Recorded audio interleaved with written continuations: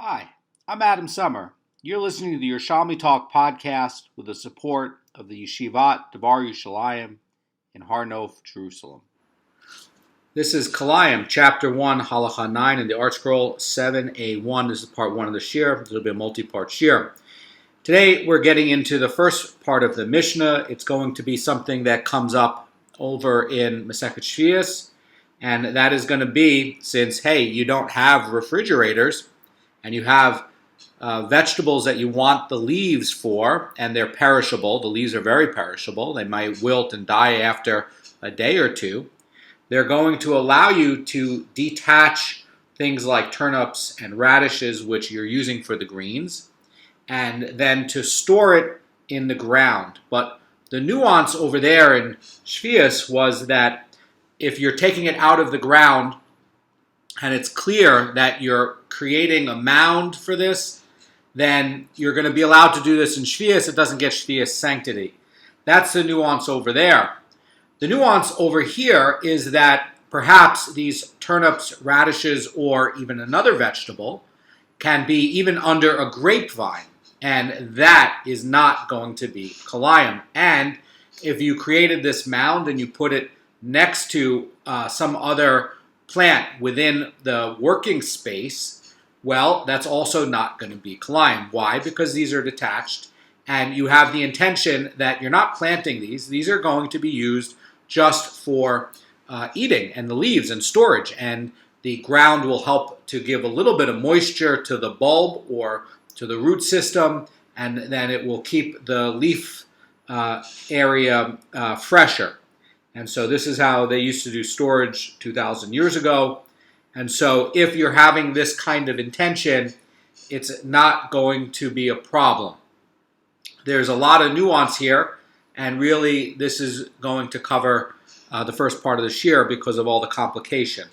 So the Mishnah starts off, it says, regarding one who buries turnips or radishes in the ground under a vine for storage, if some of the leaves of the turnip or radish are exposed, he need not be concerned neither for the violations of the laws of Kilayim, nor for the violation of the laws of Shvius, nor for the obligations of Maestros, and they may be taken out of the ground even on Shabbat. That is a lot. Now, this is because they are not considered planted, and you can take out the vegetables from the ground on Shabbat without violating the laws of muksa for reaping. The only issue about moving everything is going to be with the earth on top of it. However, since the leaves are exposed, you can pull them out by the leaves, and then whatever soil comes out, that wasn't a direct thing of you trying to do. You were just taking out the leaves and the root system or the bulb with it, and some of the earth moved, but the main act was to remove this from your sort of like refrigeration unit. This is what you had back then.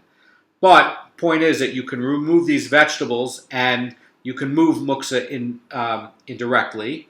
And with regards to Shemitah, we know that if you're doing this and the leaves are still green and very not pale, then it's clear that you're doing it for removing the vegetables because you're going to eat them, and this was really just for storage.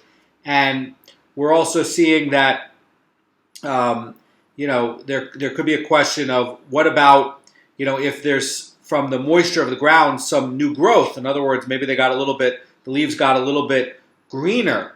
And the idea is that they're not even still going to have Shvius sanctity, and Sfichin, which is going to be an aftergrowth, is going to be a name given to produce other than fruit that grew on Shvius, and the rabbis are decreeing that you can't do it. However, burying the vegetables for storage is not a violation of the biblical ban on Shvius that you see in Vayikra 25:4. And so really what you're doing is you're growing it. You're not trying to grow it. If they happen to grow, they happen to grow. But you're trying to store it. And in fact, this might even be there just for a very short time. And the other case about maestros is that if the turnips and the radishes have already been tithed and then they grew larger from the earth's moisture and the storage, you don't need to be worried that this new growth that is added to the plant has to be tithed for maestros. Only that which is planted in the ground has to be tithed, and a vegetable is not going to be considered planted.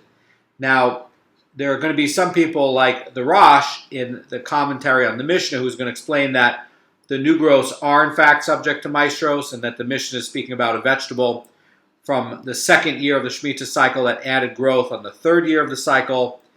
And we know that there's a 6-year cycle, 7-year cycle, and on the third and the sixth year, instead of being Meiser Sheni, it's going to be Meiser Ani on the third and sixth year. And according to the Rosh, the Mishnah is telling us that the new growth is not considered like newly planted third-year produce that would be subject to the Meiser Ani, but treated like an extension of any second-year turnip. And then you would have it where the Meiser Sheni must be separated from both the vegetables and from the growths. So that's one way to look at it. But the Rambam is saying that only that which is planted in the ground has to be tithed, and these vegetables are not considered planted. And the idea is that, if you're taking this, and as it says in Masechet Shvius, that you have to build a little bit of a mound so there's not a mar sign problem. Everybody can see that you are storing this and that you're creating this mound of earth to put it into. And what happens if you're creating this mound of earth and now there's a vine from a grape that's going to be there? Well, this is a big kiddush that we didn't know before. It's saying that this is not going to be a violation of Kilayim. And that's going to be because these plants are not considered as planted. And even if the vegetable grew a little bit larger because of the moisture of the earth, he does not need to be concerned that the new growth is going to be prohibited from benefit under the laws of Kalei HaKarim. And this Mishnah is dealing only with the Kilayim, that issues involving in combination with turnips and radishes and vines. And the question is, would mixing the turnips and radishes together, be a problem? And the idea is that, these would not be Kilayim with each other. And we see that in the Gemara that we were covering a few halachot ago. And the Mishnah's plain meaning is that this person, according to Mara Fulda, is burying either turnips or radishes, and perhaps he didn't bury them together, and or it's going to be one of these kinds of versions of the thing that's very close, and it's hard to determine exactly which name it is. But the idea is that, according to the Ravad, turnips and radishes are Kilayim with each other, and this Gemara would be concluding coming up that these are not actually buried together. And the question that the Vilna Goan is posing is, he's basically saying that this very question is whether the combination of turnips and radishes are Kilayim. Another way that perhaps could be looked at is that, you're putting this in for storage. You didn't actually plant them. So normally they would be Kilayim with each other, but because you're putting it into this storage situation, perhaps it's not Kilayim.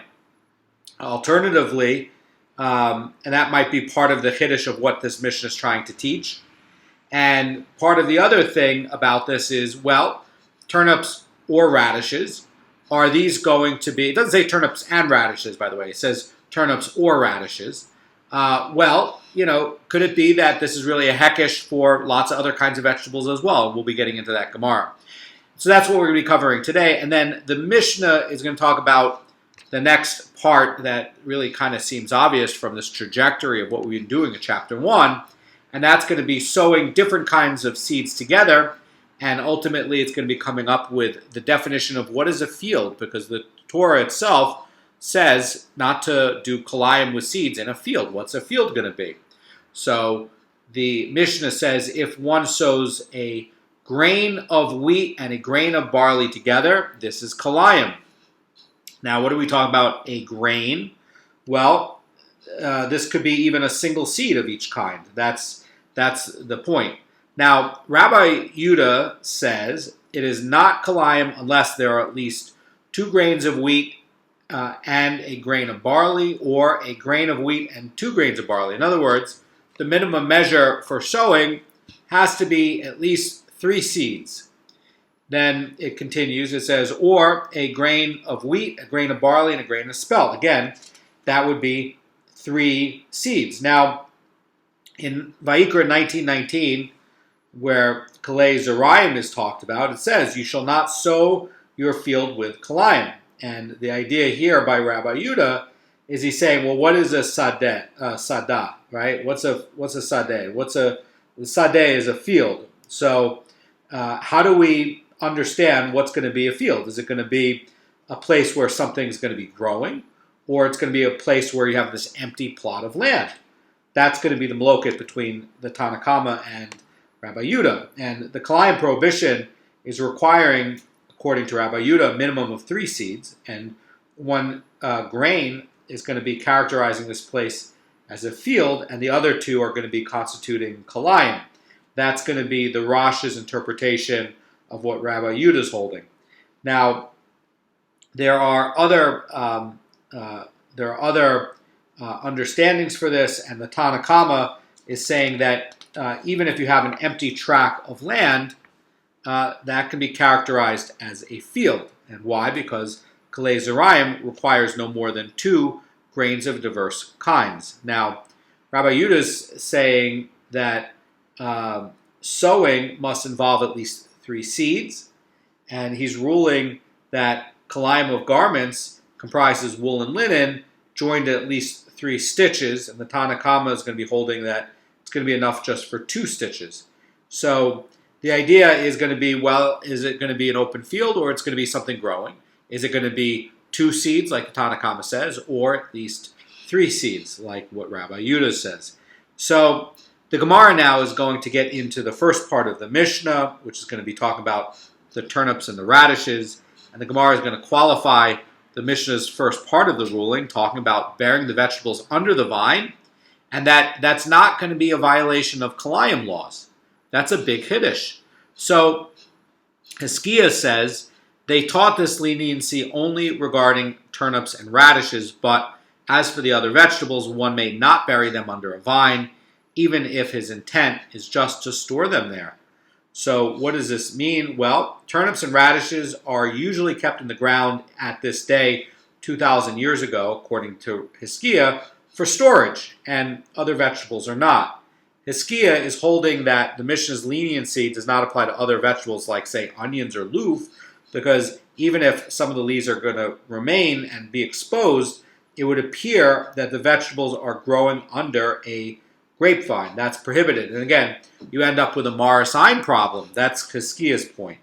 And the only thing that's going to be covering for this, according to Hizkiah, is going to be the turnips and the radishes, because these leaves are edibles, and everybody knows that they stay fresh very, very short period of time once you've picked them. And this is why they're going to need the moisture of the earth. And then basically they're going to say that since everybody's doing it, it's clear that this is not going to be Kilayim. But if you're doing it with another vegetable where it's not going to be normal, like, say, onions, well, according to Hizkiah, he's going to say that it's going to be a problem for the other ones, but not for these ones where you're going for the leaves. The Rosh Cirilio gives an explanation, and he's saying that Hizkiah treats turnips and radishes leniently either because the roots do not spread as quickly as those of other vegetables, or because they do not take root as rapidly as other vegetables. So that, by the way, is not going to be the halacha l'maisa. There's a dissenting opinion by Rabbi Yochanan, and as we covered in the laws of Shvius, we know that you can do this with onions. You can do this, and it doesn't create a Marasign problem. You have to create that mound of dirt, so it's elevated. It's visually obvious that this is used for storage. You have to create a marker. So either you have to elevate up the dirt and build a mound on top of it, or you build a mound and then you cover it again, or you put it ground level and then you cover it. But there has to be a visual indicator that this is really going to be used for storage, whether you're looking at leaves that are exposed or not. Now, the dissenting opinion goes like this. Rabbi Yochanan says in this Gemara, the type of vegetable makes no difference. The law is the same for turnips, radishes, and all other vegetables. So even though the Mishnah mentions only the turnip and radish to be buried under a vine for storage, Rabbi Yochanan's point is going to be, like with Masechet Shvius, it's going to be true for all other vegetables. And so the idea is that turnips and radishes, or turnips or radishes, are being used as a hekesh in this Mishnah to be an example for all sorts of other vegetables that can be done with this as storage, like onions or loof. So the Gemara is going to question Rabbi Yochanan's position that the Mishnah's ruling with regard to Kilayim is going to apply to all other vegetables. And the idea of the Gemara that's going to be coming up is that the Mishnah is teaching two lessons here. One is going to be obvious and upfront, and the other is going to be a more subtle one.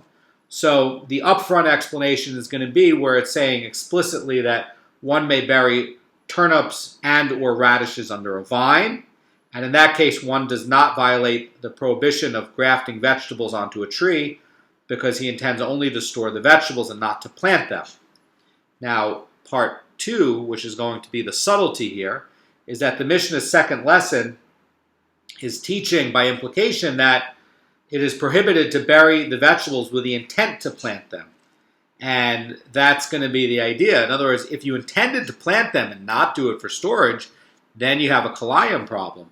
So the Gemara is going to be asking which of these two lessons the Mishnah is really trying to teach more. Is it going to be the subtle one that's trying to teach more, or is it going to be the one that seems more explicit? That's going to be what the conversation of this Gemara is about. So the Gemara says, what are we dealing with here? What is the main point of the Mishnah? And the Gemara asks and says, if the Mishnah's main point is its implication that when no leaves are exposed, storing turnips and radishes under a vine is going to be disallowed because of the prohibition against grafting seeds onto a tree. And why do I need the Mishnah to specify a vine? The Gemara is going to continue, and the same restriction, it says, to all the other trees as well, since the prohibition to graft vegetables onto any tree. So according to the Marafulda, according to this reading of the Gemara, for this understanding of the Mishnah, not only is there no need to specify it for a vine, but there seems to be no reason to specify turnips and radishes. And just as radishes and turnips are subject to the prohibition of grafting vegetables onto trees, or kalei karam, so too all other vegetables are going to be in this situation. So the problem can be answered by saying that the Mishnah is specifying turnips and radishes to teach that the prohibition applies even to them, even though they're going to be buried in the ground for storage, and certainly other vegetables would be as well. So the next part of the Mishnah's statement is going to be like this, and trying to understand the Mishnah, it's going to say, and if the Mishnah's main point is that one may store turnips and radishes under a vine because he does not want them to take root, why do I need the Mishnah to specify turnips and radishes? And the idea is that one should be permitted to bury all other things, other vegetables there as well. In other words, this reading of the Mishnah, and with trying to figure out, is it going to be this implied thing that it's trying to teach, or this more direct thing that it's trying to teach?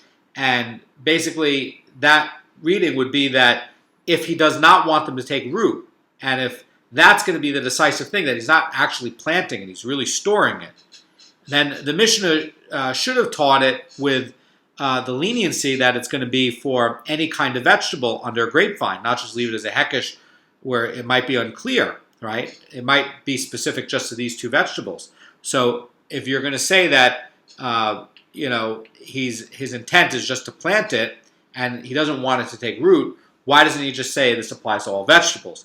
So the fact that the Mishnah is specifying turnips and radishes looks like it's going to support Hiskiya's position that the Mishnah's leniency would apply only to turnips and radishes. But the Gemara is going to defend Rabbi Yochanan's view. And the Gemara says that the opinion of Rabbi Yochanan is evident from that which Rabbi Chia taught in a brisa, that one may bury vegetables under a vine for storage only if they are tied together in a bundle, like a bundle of turnips or a bundle of radishes. Why? Because those are vegetables that you will bundle, and you sell them in bundles. Even today, when you go to the shuk, you buy them in bundles. So the idea is that the brisa is trying to indicate that there's no other explanation of the Mishnah's ruling except to teach that one may store vegetables under a vine because he does not want them to take root. In other words, by burying the vegetables under a vine or a tree, when they're tied up in a bundle, the person is clearly showing his intent is just to store them. It's not that he's trying to replant it. So again, this is going to be a lot like Shvius, where you're trying to create a visual indicator that it's not his intent to plant this, right? So over here, they're saying bundles because, yes, this is how radishes and turnips are sold. And you can see that these leaves would be bundled together as a visual indicator. So it's clear that you're not trying to plant them. You're not trying to do some kind of weird Kilayim hybrid or trying to do some sort of weird graft thing. And it's understandable why Rabbi Yochanan would say that the Mishnah is speaking about turnips and radishes, even though this ruling is going to apply to all the vegetables. Why? Because turnips and radishes are going to be normally bundled together. And the Mishnah is using these vegetables to illustrate that it's going to be lenient, and that's going to apply to vegetables that are bundled and buried in bundles together. So according to Rabbi Yochanan, the Mishnah's ruling is going to apply to bundles of other types of vegetables as well. But again, Rabbi Yochanan's point is that this is a hekesh, but why are they picking out these two particular things? Because they are sold in bundles, as, by the way, they are done today at the shuk. So he's basically saying, just like these two are sold in bundles, it only applies with this leniency for any other two items that are also clearly bundled together. And it's clear that when somebody's walking by, they're going to see this mound there, and it's a clear visual indicator that these are grouped together and bundled and tied up with all these leaves together. And you see that this is used for storage. Nobody would ever plant a garden that way. Nobody would ever do it that way. Now, the Mishnah moves on to the next point, and it says, and they may be taken out of the ground on Shabbat. And that might be a big hiddush to people, but it's trying to teach a deeper point about what's going to be muksa and what's not. So the Mishnah ruled that the vegetables stored in the ground with the leaves exposed, obviously in a bundle, may be removed on the Shabbos by grasping the leaves. And again, you have this visual indicator as somebody walks by that they're not being a Shvius violator or they're not being a Kilayim violator, but the leaves are there bundled together, and you can see that this is going to be there for storage. And so too, if somebody is going to be removing these by pulling the leaves up on Shabbat, you're saying, okay, well, he's going to go make his salad now. He's not doing it because he's picking this to go eat it for Shabbat because he intended to plant it. It's clear that this was going to be a bundle that was there to use it on Shabbat for freshness, and that he only used it for storage, not for planting. So the Gemara says that a brisa teaches that regarding unripe figs that were buried in straw before the Shabbos, or biscuit that one buried in coals before the Shabbos, if part of them, either the fig or the biscuit, is exposed, they may be taken out of the ground by grasping the exposed part. But if not, they may not be taken on the Shabbos because they would move muksa materials in which they're buried. Now, there's a dissenting view on this. Rabbi Lazar ben Tarai says, in either case, whether part of them is exposed or not, one may pierce them with a spit or a knife and take them. Why? Because he's moving the muksa only indirectly. So Rabbi Lazar ben Tarai is basically saying, as long as you're not moving the muksa, but you're using a spike to pierce it and get into what you're actually getting at, even though you're going through the muksa object, either in the case of the ash and the coals, or over in the case of the straw, it would be the straw itself. And so you're lifting this out once you've pierced it, and whatever falls off, falls off. It's indirect. And we're not worried about moving muksa on Shabbos because your intent was to get these figs or to get this biscuit. And therefore, according to Rabbi Lazar ben Taddai, in either case where the fig or the biscuit is completely encased in the muksa or the straw or the coals, you can pierce it and remove it from the muksa without having to handle the muksa directly.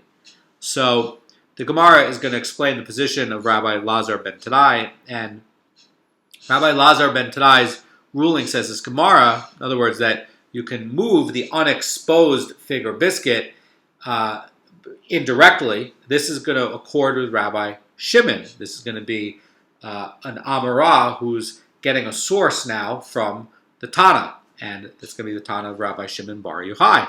So he's going to permit an action that has an unintended illegal consequence.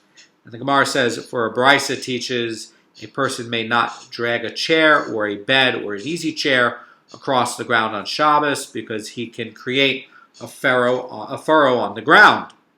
But Rabbi Shimon bar Yochai says his Gemara permits one to drag such furniture. Why?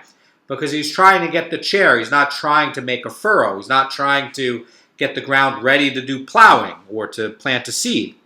And so Rabbi Shimon is going to allow the dragging of the chair, even though a furrow happened to happen, because he wasn't trying to. It wasn't his intent. And over here, Rabbi Lazar ben Taddai is using the same logic that as long as somebody removes an unexposed fig or biscuit from, that's surrounded by muksa in a way that he's not moving the muksa directly, but he's piercing the fig, and as he takes it out, muksa is displaced. And he didn't intend to move it. He wasn't trying to move the muksa. It's just it got moved as he was taking out the fig because he wanted the fig. So the Gemara is going to qualify this opinion of the sages who forbid someone to drag the ground on Shabbos because a furrow might happen. And Rabbi Ba says in the name of Rav Huna, that Rabbi Chagai says in the name of Rabbi Zera, and Rabbi Yossi says in the name of Rabbi Hilla. Very good company. The Gemara says like this: the sages agree with Rabbi Shimon in the case of a chair whose legs are already sunk into the mud, that it is permitted to move the chair out of the mud, although the sages did disallow dragging a chair across the ground because they're worried that a new furrow might be created. But if the chair is already sunk into the ground, the sages agree that he can lift it straight out since one does not create a new hole. He's just exposing a hole that was already there. And so the difference in the subtlety is, over here the sages don't allow it because you're creating a new furrow. In the case of the mud, they allow it because the hole that it's stuck into is already there. So by taking it out, you didn't create a new hole, you just exposed a hole that was there. But in the case of dragging out the chair, the problem is before that, there wasn't a furrow there, and now there's a furrow there. So the Gemara is going to explain this further. It's going to say, and just as you say that even according to the sages, it is permitted to take the chair out of the earth on Shabbos, similarly, they would agree that it is permitted to return the chair to the hole from which it was removed. Well, when you take the chair out of the mud, as long as the hole retains the same shape, maybe it's dried, maybe the mud is dried, so that when the chair legs that were stuck in them, you can return the chair to that spot where it was removed. The Maraful is pointing out that no new holes are being created, and regarding this mud, it retains the original shape. And as long as it takes the original shape in this existing hole, and you did not enlarge it by inserting the chair legs, there's no concern for a malacha. So Rabbi Kanievsky is going to explain that one may stick the chair back into the mud in any spot he wishes, since he will not be making a lasting impression in soft mud by doing so. In other words, there's no malacha involved in filling a hole with the chair itself, since one has no intention for the chair to remain in the hole permanently. It's a very good point. So the Mishnah is going to give support to this teaching that the case of the chair whose leg is sunk into the ground, even the sages are going to allow you to remove it on Shabbat. And the Gemara says that Rabbi Yossi says, we have even learned in this Mishnah, for the Mishnah rules, buried turnips and radishes whose leaves are exposed may be taken out of the ground on Shabbos. And the Gemara is basically creating an analogy to show that just as one pulling the chair out of the ground on Shabbat, it would appear like it's the same as pulling the radishes out of the ground. Now, one of the things to keep in mind is this is an anonymous Mishnah. We're not sure who said it. And it looks like it would follow the sages, since we see that even the sages would allow pulling the chair out of the ground on Shabbat. And this is going to be akin to pulling the radishes out of the ground on Shabbos. Now, Gemara rejects that proof. Rabbi Yosef, son of Rabbi Bun, said, perhaps the Mishnah's ruling, does not follow the sages, and it's only going to be the opinion of Rabbi Shimon Bar Yochai. Why? Because Rabbi Shimon Bar Yochai is going to allow pulling turnips and radishes out of the ground where no new hole is created, because it's going to be like, he dragged the chair across the ground and he created the furrow. And according to the sages, it is possible that taking a turnip or radish out of the ground would create a new hole, but the idea is that, perhaps this is going to be Rabbi Shimon's ruling, and, it was an unintended thing. So, your intention was to get the turnips and radishes. It wasn't to create a hole. Just like over there, your intention is to take the chair out of the mud. It's not to create a hole or a furrow. If one is there, it's there. So, but the Gemara is gonna get into the point why this mission is not going to be really an anonymous mission of Rabbi Shimon Bar Yochai. What's going to be the issue here? And the Gemara is going to finish up, and then in part 2 this year, we're going to get into sowing the grain together and the barley together. But let's just finish up why this can't be Rabbi Shimon and the deeper point here. So the Gemara says, but we also learned in the Mishnah that one who stores turnips and radishes in the ground need not be concerned for the violation of Shvius. Why? Because whatever grows during the Shvius is not going to be forbidden as an aftergrowth, and it's going to be allowed as consumption. Why? Because you weren't trying to plant it, and you were only using it short-term as storage, and you've also created this visual marker that you're not intending to plant it. So the Mishnah implies that if one plants the vegetables as opposed to storing them, well, then the new growth is going to be forbidden. And that, by the way, would be the case in Shvius as well. The Gemara says, now, can you say that this implication of the Mishnah, which concerns Shvius, is going to be the view of Rabbi Shimon? It's not. The Gemara says, because Rabbi Shimon permits one to eat aftergrowths of Shvius. The one case that Rabbi Shimon Bar Yochai has on Shvichin is going to be on cabbage, but he's going to allow it for the other vegetables. And the issue on the cabbage is going to be that the cabbage is going to grow in a different way than the other vegetables. And his argument over there in Shvius, you can see this in Masechet Shvius in chapter 4. In chapter 9, Halacha 1. Basically, the argument is going to be that on cabbage for Rabbi Shimon Bar Yochai, he's basically going to say that you can't tell the difference between a 6th-year cabbage and a 7th-year cabbage. And also, you can't tell the difference, like if the 7th-year cabbage is at the end of the 7th-year cabbage, because it grows very fast. And also, likewise, you can't tell the difference between a 7th-year cabbage and an 8th-year cabbage. Why? Because it grows very fast. So you might have something a little bit earlier in the 7th year and a little bit, a little bit later in the 8th year, and you can't tell 1 year apart from the next year. And basically what will happen is it'll line up that it becomes indistinguishable whether this is going to be 1 year old or 2 years old, or it's going to be 0 years old or 1 year old. You're not going to be able to tell the difference. And basically Shimon Bar Yochai's point is that it's going to be, in this case, subject to laws of Shvicha because people will cheat. And they will secretly be growing Shvius produce and pretending like it's going to be a 6th year plant, or pretending it's going to be an 8th year plant when it's really going to be the product of Shvius. And really, this is going to be a fence, a tahana that the sages are putting up, according to Rabbi Shimon Bar Yochai, to stop this kind of illegal business behavior with planting Shvius produce and then going and selling it.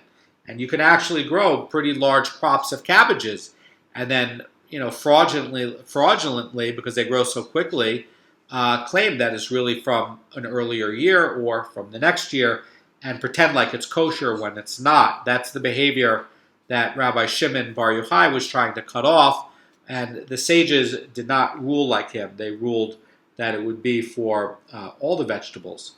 So, according to Rabbi Shimon, even the vegetables that were planted, their growths are still going to be allowed. And the Gemara says, and yet here the Mishnah says this. It's implying that the new growths of planted turnips and radishes should be forbidden. To the contrary, the Gemara's previous suggestion that the Mishnah does not follow Rabbi Shimon, rather it follows the sages.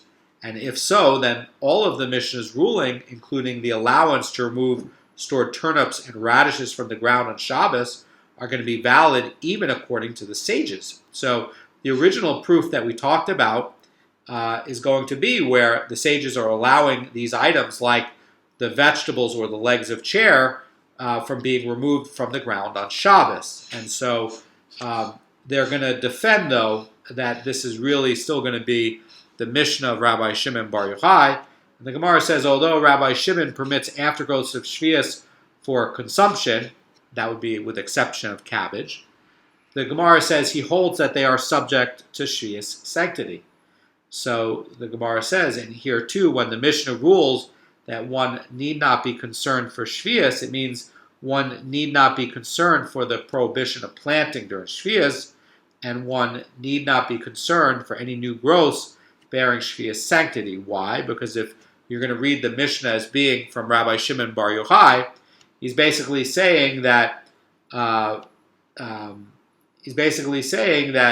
you can pull the object out of the ground on Shabbos, and it's going to be valid because even if new growth came, anyway, you're allowed to have it. So his only restriction was going to be for cabbage. He didn't make a restriction for Shvius for radishes and turnips. It's just for cabbage. And so he's saying that even if you're pulling it out, you don't need to worry that any new growth has Shvius sanctity, because he's basically saying that it's just only going to the shvichen is only going to be for cabbage. Now, Rabbi Shimon's holding that the growth of the turnip and the radish are allowed for consumption. He's agreeing that they must be treated with Shvius sanctity, which renders them to other restrictions, like you can't use it in a business purpose or you can't waste it. But he's basically saying you're allowed to eat it. And the sages are basically not going to be holding that position. So the sages would also say that because it has Shvius sanctity, you also can't waste it or use it for business purpose. But in terms of shvichen, they're basically going to be saying that you can't even eat it. So again, they're trying to take this product that could be used for cheating out of circulation. And when the Mishnah is saying there's no concern for shvius in the case of the stored turnip or radish, it means that the vegetables, according to Rabbi Kanievsky, do not bear shvius sanctity, and you can treat them as it wishes. Now, in conclusion, it's possible that the sages are going to allow the pulling of the leg from the mud on the ground on Shabbat, as Rabbi Ba is saying. But what this is trying to point out is this Mishnah can't be used as a proof to either prove that it's going to be the rabbis who said this or Rabbi Shimon Bar Yochai who said this.